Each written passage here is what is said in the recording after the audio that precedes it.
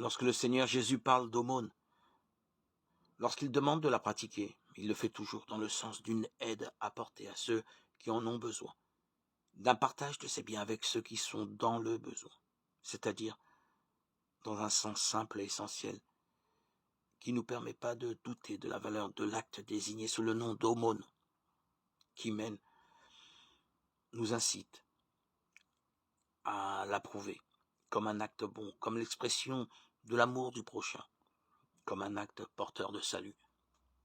En outre, en un moment particulièrement important, le Christ prononce ces paroles significatives. Des pauvres, vous en aurez avec vous toujours.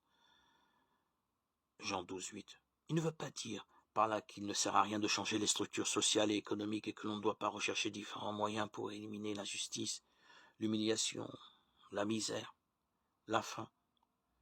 Il veut seulement dire que l'homme aura toujours des besoins et que ceux-ci ne pourront être satisfaits qu'en aidant celui qui est dans le besoin et en faisant participer les autres à ses propres biens. De quelle aide s'agit-il alors? De quelle participation? Est-ce seulement d'aumône pécuniaire, matérielle?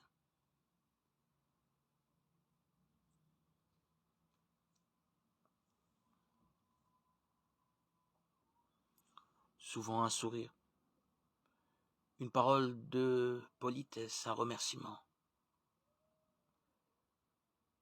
peut être le plus bel acte de charité